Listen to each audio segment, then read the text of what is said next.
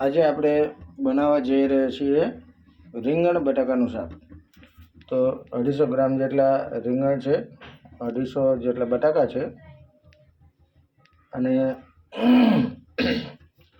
બે આપણે સુધારી નાખી દીધા છે.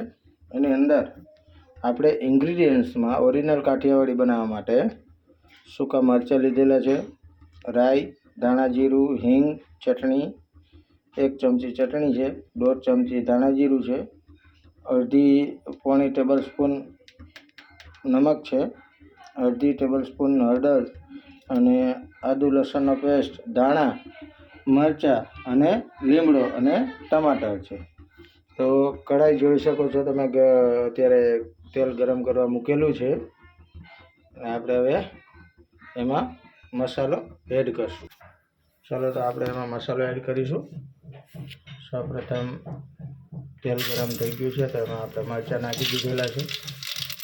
હવે રાઈ અને જીરું. હવે એમાં એડ કરીએ લીમડો,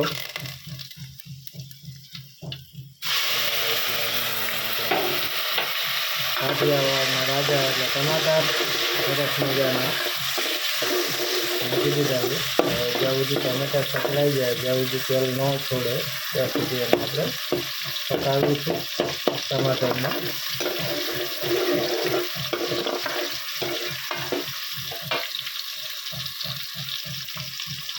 હવે એડ કરીશું એમાં લીલા મરચાં નાખી દીધેલા છે સરસ મજાના.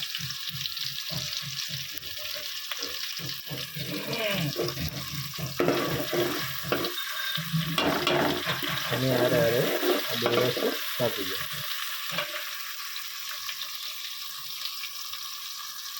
હવે આપણે એમાં જે કંઈ મસાલો હતો તમને આગળ કીધેલો છે, ચટણી, ધાણા જીરું, હળદર અને આદુ લસણની પેસ્ટ અને થોડું પાણી એડ કરી અને આપણે નાખીએ છીએ એમાં. હવે એને હલાવ્યા કરશું. ટમેટાએ તેલ છોડી દીધું. એના પછી આપણે એમાં મસાલો એડ કર્યો. થોડું પાણી પણ એડ કરી દેવાનું જેથી કરીને મસાલો આપણો બળે નહીં. સરસ મજાનું એકદમ ટેસ્ટી અને આંગળા ચાટતા રહી જાય એવું શાક કાઠિયાવાડી ઓરિજિનલ દેશી સ્ટાઇલમાં આપણે દાદીમાં બનાવતા હતા. મારા મિસિસના દાદીમાં પણ એવી સ્ટાઇલમાં બનાવતા હતા, એટલે એ પણ એ સ્ટાઇલમાં બનાવે છે. સરસ મજાનું એકદમ ટેસ્ટી અને ટેસ્ટફુલ શાક. આજે અમારી સિક્રેટ રેસીપી, અમારા ઘરની રેસીપી તમારી સાથે શેર કરું છું.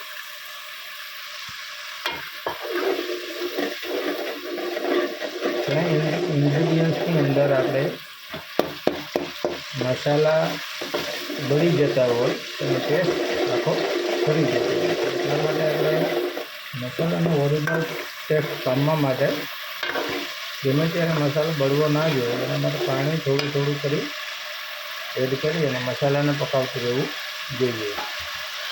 હવે એમાં આપણે કસૂરી મેથી લીધી છે અને થોડી ક્રશ કરી નાખેલી હતી. આપણે એડ કરીશું કસૂરી મેથી. કસૂરી મેથીથી એવું થાય કે રીંગણાની જે મીઠાશ હોય એ થોડી મીઠાશને ભાંગે અને ટેસ્ટમાં લાજવાબ ટેસ્ટ લાવે. એકવાર તમે આ રેસીપી ઘરે બનાવો અને ખાઈ અને મને કમેન્ટ કરજો કે આપણને કેવું લાગ્યું. 100% કમેન્ટ કરવાનું ભૂલાય નહીં. જો ખરાબ લાગે તો કહેજો તમે તમારે, બાકી તો સારું તો 100% છે જ. અને અમે આજ સુધી આ જ વસ્તુ ખાતા આવ્યા છીએ. હવે આપણે એમાં રીંગણ બટાકા એટલે એડ કરી દઈશું. દાંડલા હોતા તમે જોઈ શકો છો, દાંડલા પણ હારે રાખેલા છે રીંગણાની અંદર અને બટાકા છાલું હોતા રાખેલા છે કટિંગ કરીને. હવે એને આપણે મસાલાની અંદર થોડીવાર ભૂંગવા દઈશું. થોડીવાર ફેરવી લઈશું આપણે.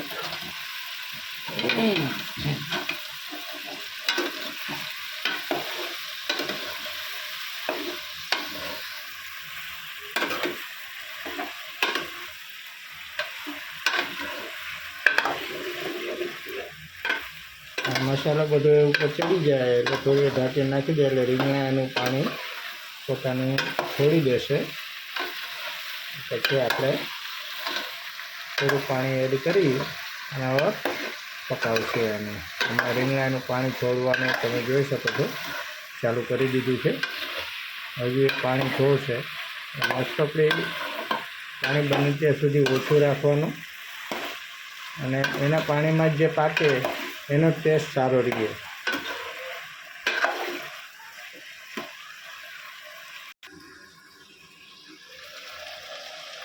બે 3 મિનિટ જેવું થયું છે. તમે જોઈ શકો છો કે રીંગણાનું પાણી છોડવાનું ચાલુ કરી દીધું છે. પાછું એકવાર ફેરવી અને પાછું આપણે ઢાંકીને મૂકીશું. એવું નથી કે આપણે ભાઈ કોઈનું મતલબ જોઈ અને પછી એના ઉપરથી રેસીપી બનાવીએ. કોઈ જાતની વસ્તુ કોઈ દિવસ આપણે વિડીયોમાં નહીં આવે, કારણ કે આપણે જે ઓરિજિનલ જે વસ્તુ ખાઈએ છીએ એ જ વસ્તુ આપણે રેસીપી બનાવી અને પીરસવાની છે.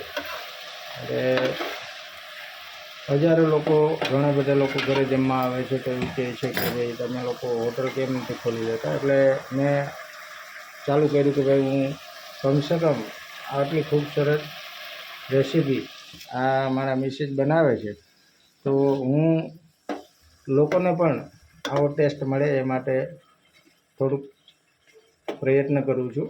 એટલા માટે હું આ વિડીયો બનાવું છું. આપણે બીજી કોઈ જરૂર નથી.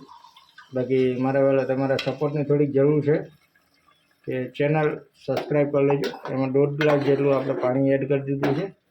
હવે પાણી જ્યાં સુધી બળી જશે ત્યાં સુધી બટાકા પાકી જશે. બટાકા નાખેલા છે એટલે, બાકી રીંગણ ઓરિજિનલ હોય ને એવું ખાલી રીંગણા તો આપણે એમાં પાણી નાખવાની જરૂર નથી હોતી. તો તમે જોઈ શકો છો પાછું આપણે એને ઢાંકી દીધું છે. હવે 5-7 મિનિટ એને ઢાંકી અને આપણે પકાવશું એટલે શાક આપણું રેડી થઈ જાય. ઓરિજિનલ કાઠિયાવાડી રીંગણ બટાકા. હવે તમે જોઈ શકો છો કે હજી એમાં આપણે પાણી હજી રહેલું છે. આપણે માર્કેટમાં જે બાલાજીનું ચવાણું મળતું હોય એ ચવાણું હમણાં એડ કરી દઉં. 5 રૂપિયાવાળી એક થેલી આવે ને એ એડ કરી દેવાની ચવાણાની. આ ચવાણું છે અને થોડું થોડું ખાંડી અને એડ કરી દીધું છે. હવે એને આપણે હલાવી નાખશું.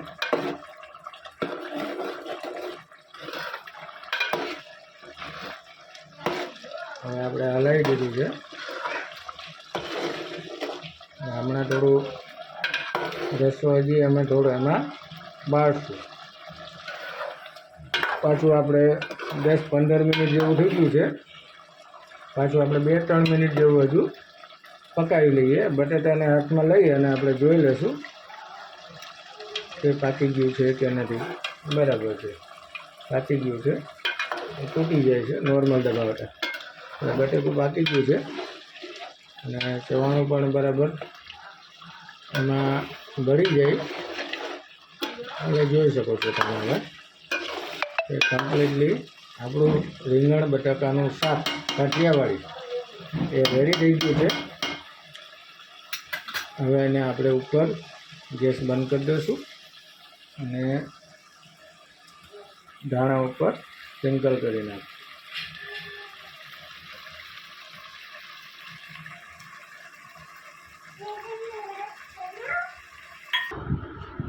હવે તમે જોઈ શકો છો કે આપણી રેસીપી તૈયાર થઈ ગઈ છે.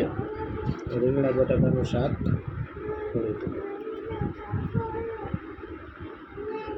જોઈ શકો છો તમે કેટલું જબરજસ્ત અને કેટલું ટેસ્ટી. તો આપણી કાઠિયાવાડી ડીશ રેડી છે. એમાં રીંગણા બટાકાનું શાક છે, રોટલો કે રોટલી અથવા તો ગમે તેની હારે તમે ખાઈ શકો છો.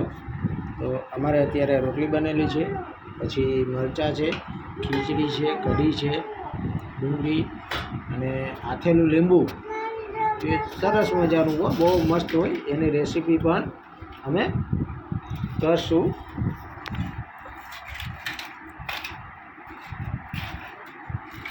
હારે પાપડ પણ છે. તો જોઈ શકો છો કાઠિયાવાડી વાનગી, કાઠિયાવાડી ડીશ તૈયાર છે ખાવા માટે. એટલે તૂટી પડો, કમેન્ટ કરો અને તમને કેવું લાગે એના ઉપરથી મને કહેજો. સરસ મજાનું એક બેસ્ટ મજાનું ટેસ્ટી એવું શાક બનાવેલું રેડી છે. એની હારે લીંબુ, ડુંગળી, ખીચડી, મરચાં, રોટલી, છાશ, પાપડ, કઢી બધું જ છે. તો લાઈક કરો, કમેન્ટ કરો, વિડીયોને તમારા મિત્રો હારે શેર કરો, જેથી કરીને એ પણ અમારા ઘરની એવી સરસ મજાની વાનગી ખાય અને બીજાને પણ ખવડાવો. અને કમેન્ટ જરૂર કરજો, જેથી કરીને અમને ખ્યાલ આવે કે ભાઈ તમારો રિસ્પોન્સ શું રહ્યો, તમને ખાધું તો કેવું લાગ્યું એ જરૂરથી જણાવજો. ચલો ધન્યવાદ, નમસ્કાર, જય હિન્દ, જય ભારત.